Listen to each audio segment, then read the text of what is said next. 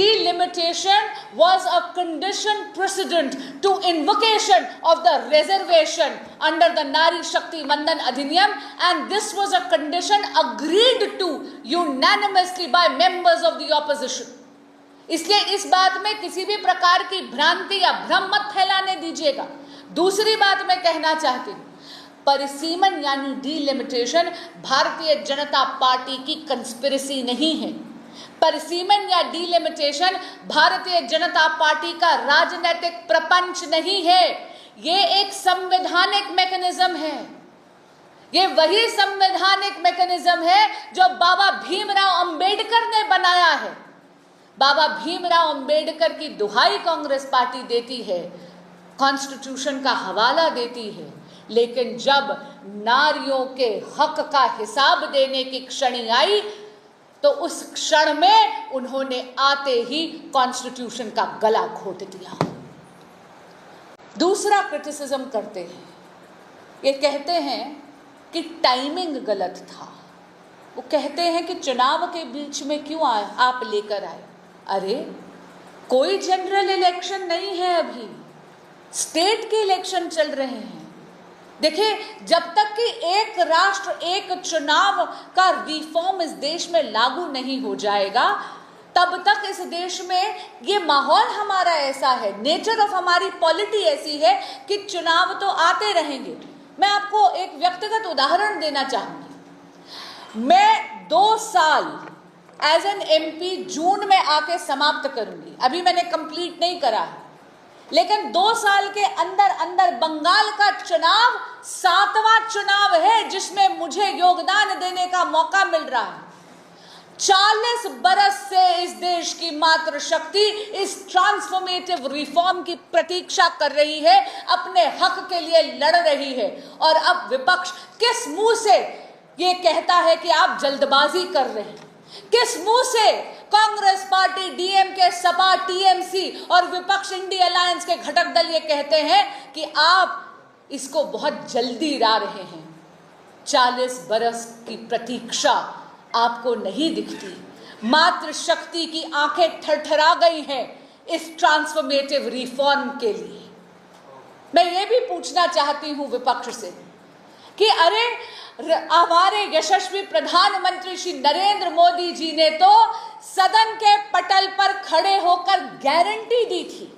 ये कहा था कि आप गारंटी शब्द चाहते हैं तो गारंटी ले लीजिए, वचन चाहते तो वचन ले लीजिए, वादा चाहते हैं तो वादा ले लीजिए, किसी भी राज्य का हित मैं उसको कॉम्प्रोमाइज नहीं होने दूं। साथ ही में प्रधानमंत्री जी ने यह भी कहा कि क्रेडिट की लड़ाई नहीं है साहब। आपने खुद ही वो वीडियो देखी अभी। प्रधानमंत्री जी ने यह कहा कि क्रेडिट इस देश की मातृशक्ति को जाएगा, विपक्ष के सभी दलों का बड़ा इश्तिहार मैं अपनी तरफ से दूंगा। यानी श्रेय की लड़ाई नहीं थी, क्रेडिट की लड़ाई नहीं थी। लेकिन भाइयों और बहनों, ये विपक्ष महिला विरोधी है और इसीलिए इनकी नीयत ही नहीं थी कि महिलाओं को सत्ता में उनकी भागीदारी या हिस्सेदारी मिले। इसका मैं प्रमाण आपको देती हूँ। सदन के पटल पर खड़े होकर इस देश के माननीय गृह मंत्री श्री अमित शाह जी ने खुद केसी वेणुगोपाल जी जो कांग्रेस के लीडर हैं उन्हें कहा, आप 1 घंटा दे दीजिए, 1 घंटा दे दीजिए, हम इस संशोधन को लिखित में ले आते हैं जो आप चाहते हैं। हम कह रहे हैं कि परिसीमन 50% से सीटों की वृद्धि कर कर हम ले आएंगे। एक north versus south, east versus north का जो आप नैरेटिव बना रहे हैं, यह सरासर गलत है। बार बार विपक्ष आपको यह कह रहा था कि परिसीमन के बाद कुछ राज्यों की जहां पर जनसंख्या घटी है उनका अनुपात गिर जाएगा। यह सरासर गलत है। मैं आपको तमिलनाडु का ही एग्जाम्पल देती हूं। जब हम ये कह रहे हैं कि आप केवल ज्योग्राफी जो है यानी टेरिटोरियल बाउंड्री वो 2011 के जनगणना के बेसिस पे करेंगे, लेकिन सीटों की वृद्धि 50% तक सब यानी सब राज्यों को मिलेगी। इसका अर्थ ये है कि जो स्टेट्स की हिस्सेदारी का अनुपात अभी है वो बरकरार रहेगा। तमिलनाडु का मैं आपको उदाहरण देती हूँ। आज के दिन तमिलनाडु का 543 सीट्स में 39 सीट्स तमिलनाडु राज्य को मिलती हैं। इसमें पूरे में यानी 543 सीट्स में उनका शेयर बनता है 7.18%। अगर हम बिल का फॉर्मूला लगाते तो उनकी सीटों की वृद्धि होती 59 और उनका अनुपात घटता नहीं बढ़ता, 7.18% से 7.23% तक बढ़ता।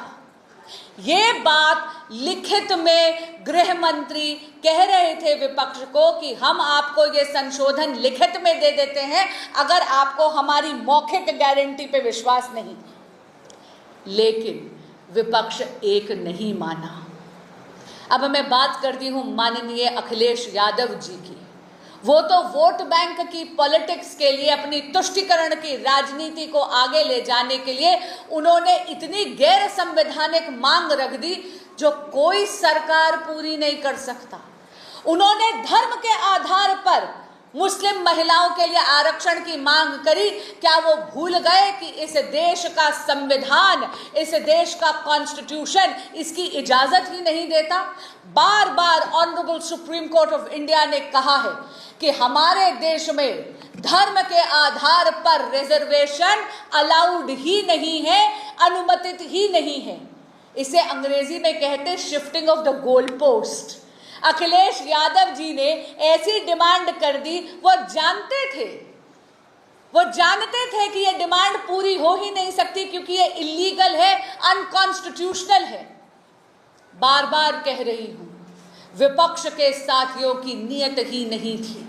वो एक ऑब्स्टिकल बनकर, एक अवरोध बनकर खड़े हो गए। मातृ शक्ति के हित की उन्होंने बलि चढ़ा दी। पर आज आप सभी के माध्यम से कहना चाहूंगी कि विपक्ष के जो भी साथी हमारे थे जिन्होंने महिला आरक्षण का विरोध करा, जिन्होंने महिला आरक्षण को 2029 में लागू नहीं होने दिया, उनको मैं कहना चाहती हूं आप इस देश की मातृ शक्ति के आक्रोश का पात्र बने हैं। जब आपके पास एक अपॉर्चुनिटी थी, एक अवसर था इस देश की मातृशक्ति के आशीर्वाद का पात्र बनने की, और अब आप देखिएगा इस देश की मातृशक्ति आपसे कुपित है और आप उनके श्राप के भागीदार बनेंगे। नरेंद्र मोदी जी ने कल अपनी वेदना भी व्यक्त करी, अपनी संवेदना भी व्यक्त करी और मेरे देश की मातृशक्ति को आश्वासन दिया, क्योंकि मोदी है तो मुमकिन है और मोदी की गारंटी सारी गारंटी पूरी करने की गारंटी है।